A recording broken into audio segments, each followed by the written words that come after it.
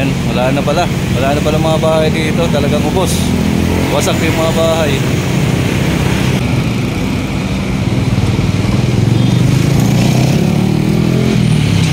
Ayan mga kababayan, medyo ano pa dito yung ilalim mo. Ang dami pa nila mga gamit. Nakita po natin yung naka ano ng trapal, nakabalot. Ayan, hanggang dun. May mga bakal pa rin yung mga poste. Ayan, nakita po natin. Medyo ano pa dito. Ayan, yung gutter lang nila tapos na. Pero yung mga puno ng poste ng LRT, medyo may bakal pa. Yun, nakikita po natin.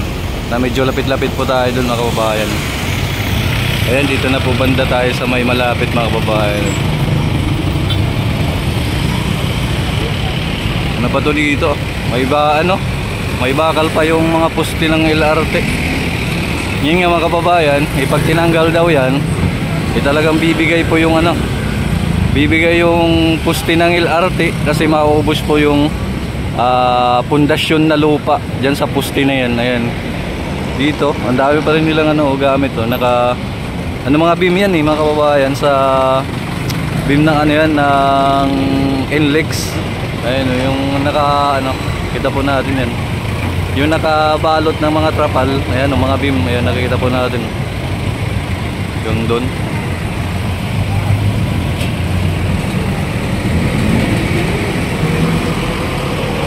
Medyo lapit-lapit po tayo sa mga kababayan. Nandun yung yung ginagawang NLEX dito. Ayan, ilang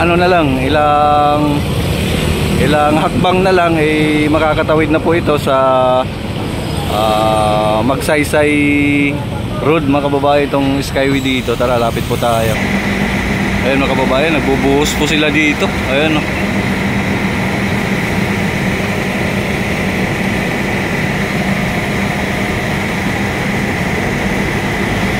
bubuhos sila. Ayan yung nagbubuhos.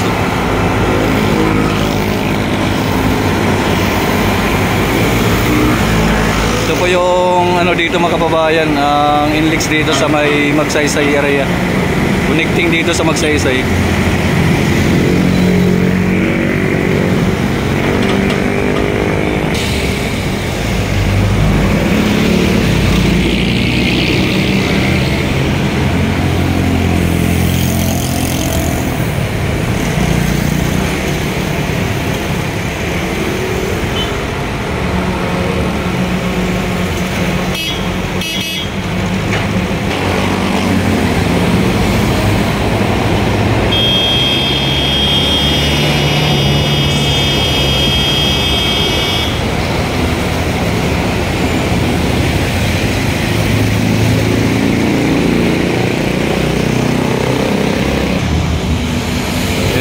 Dito tayo banda mga kababayan. Ayun, nagbibigay na yung lupa dito sa may LRT. Ayan, may marami pa rin sila dito mga beam nagkakabit. Ayan.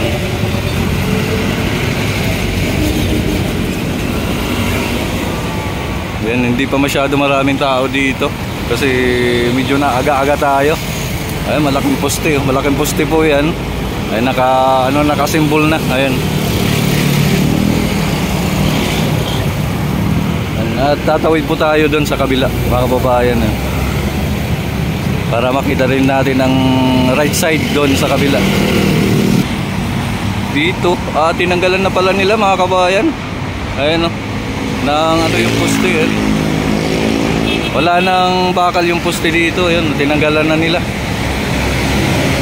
Hanggang doon wala na rin mga bakal yung poste. Ito na lang medyo maiksi yung poste dito. Yung kinabit nila na harang. Ayan. Pero yung poste nila ang laki. Ang laki ng gagawin poste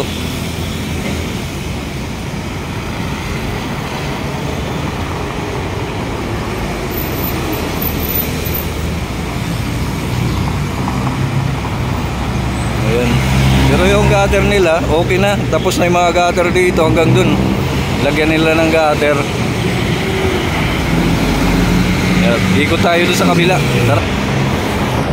Ayan, mga kababayan. Dito po tayo sa may, sa may right side na. Ayan, nandun tayo kanina sa tapat. Umikot po tayo dito. Ayun, okay na pala dito. Oh, may ano na. May gutter na, kompleto na yung gutter. Tapos yung kalsada, okay na. Ayan, no. Okay na pala.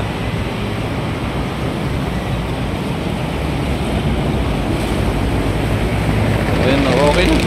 At pupuntahan din po natin doon sa may malapit, doon sa tapat mismo ng binubuhusan nga nila na bungad ng ano, ng Inlex. Tara, pupunta po tayo doon mga kabayan. Ayan, andito po tayo sa may ano, sa may tapat mismo.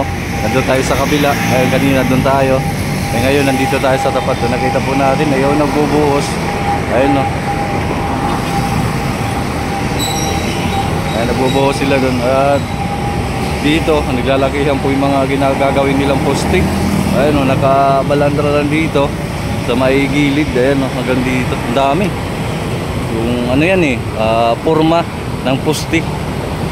Ayun, nabubuhusan pa yan at para maging poste siya.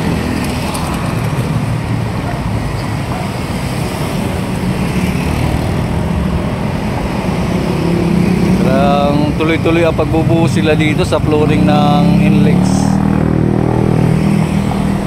Ayan, lapit-lapit po tayo doon mga kababayan. Tara, let's go.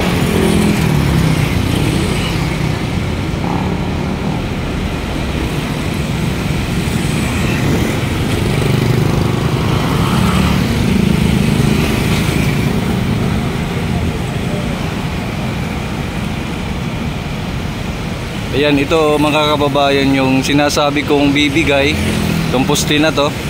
Ayan, naitanong po natin ito kaya hindi nila muna matanggalan ng lupa at yung harang. Kasi nga po, ang pundasyon niya nakikita na daw. At pag tinanggal yung lupa, ay baka daw bumigay yung poste na yan kasi nakaangat nga dun sa taas. Kaya hindi daw po nila tinatanggal ang harang po dyan. Ayan.